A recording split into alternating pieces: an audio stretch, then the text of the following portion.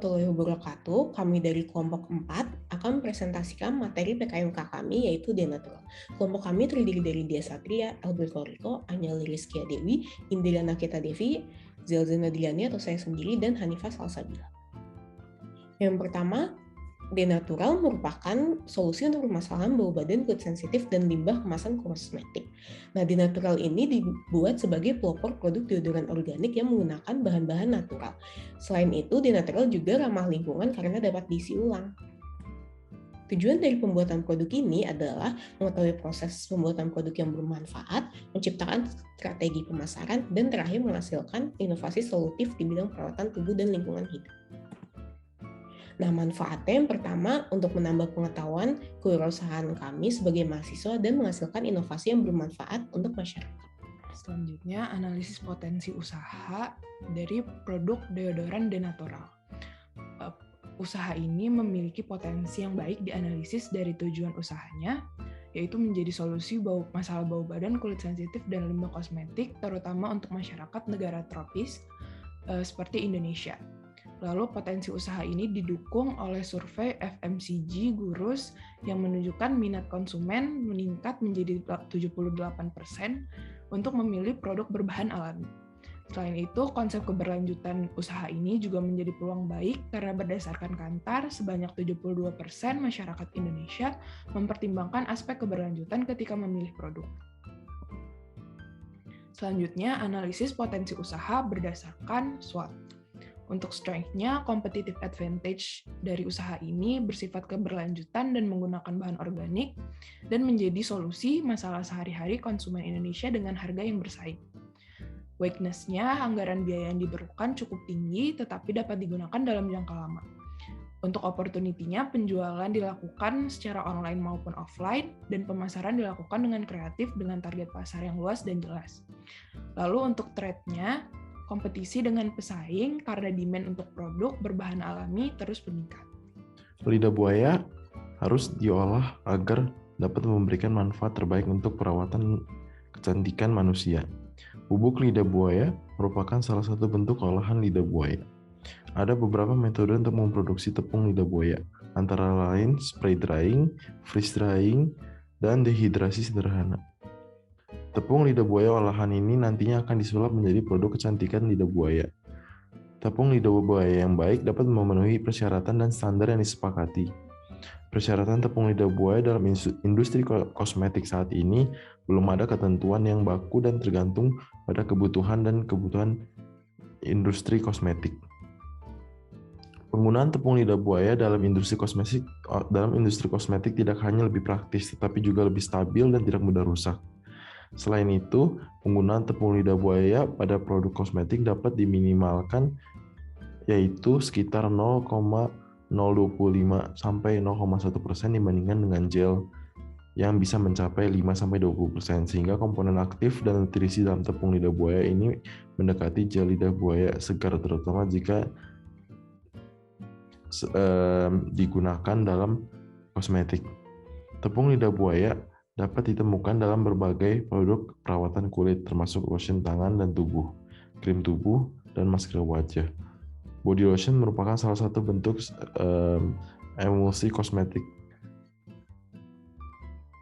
Secara umum, bahan yang digunakan dalam pembuatan hand dan body lotion lidah buaya adalah sama.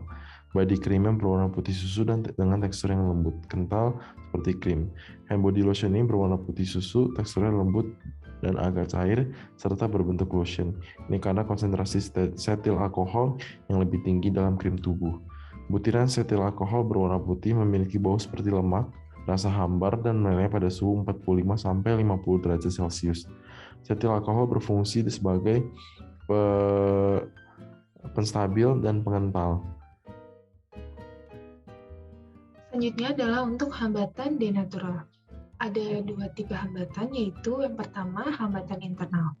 Jadi deodoran Denatural punya bahan dasar lidah buaya, minyak atsiri, kulit jeruk nipis, dan cuka apel yang membuat dependensi terhadap sumber daya alam tersebut. Jika terdapat shortage, maka otomatis biaya yang diperlukan semakin tinggi, sehingga membuat harga produk naik. Hal tersebut dapat berpotensi terhadap probabilitas banyaknya orang yang tertarik dengan deodoran denatural menurun. Yang kedua yaitu hambatan eksternal. Yang pertama terkait pesaing.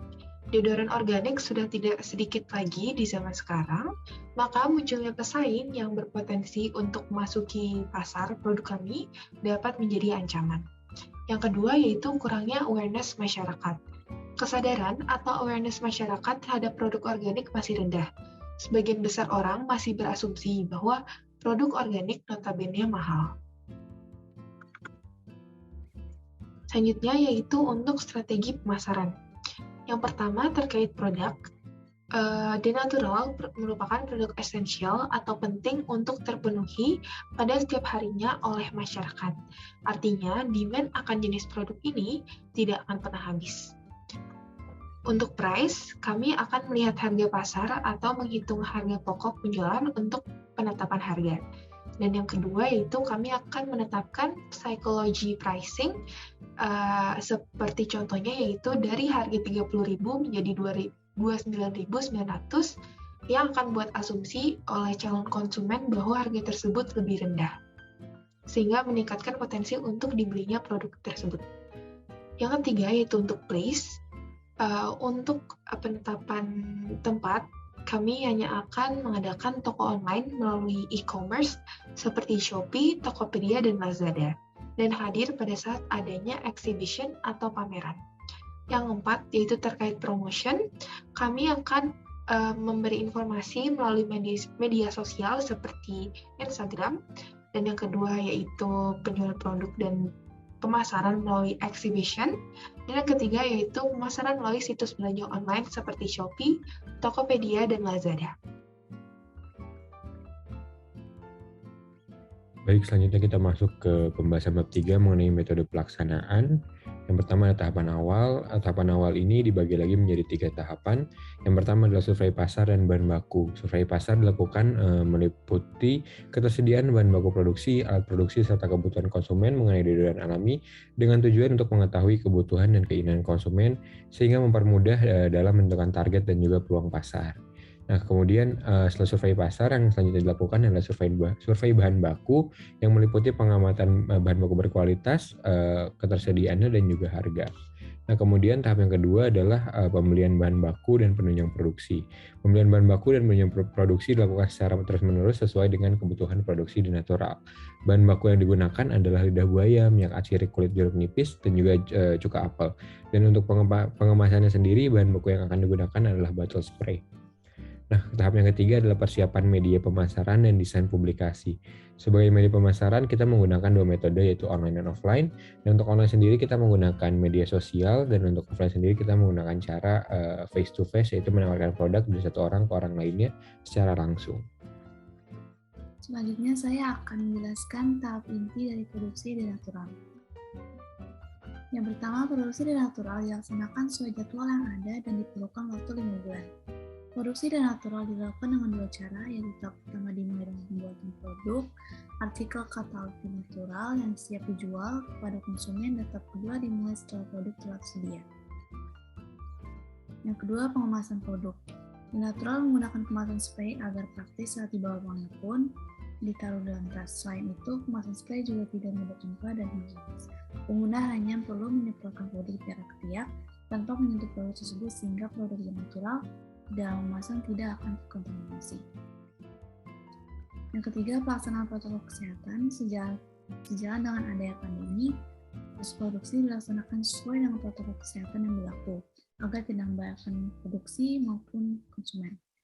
Selain itu, area kerja harus dibersihkan sebelum dan sesudah bekerja, sekaligus mencuci tangan dengan sabun dan air mengalir atau hand sanitizer.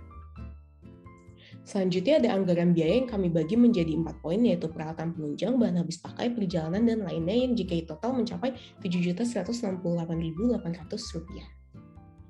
Selanjutnya ada jadwal kegiatan yang dibagi menjadi 5 bulan, terdiri dari survei pasar, desain produk, persiapan, produksi, pelabelan, pemasaran, evaluasi pelaksanaan, hingga laporan akhir. Sekian presentasi dari kelompok kami, terima kasih.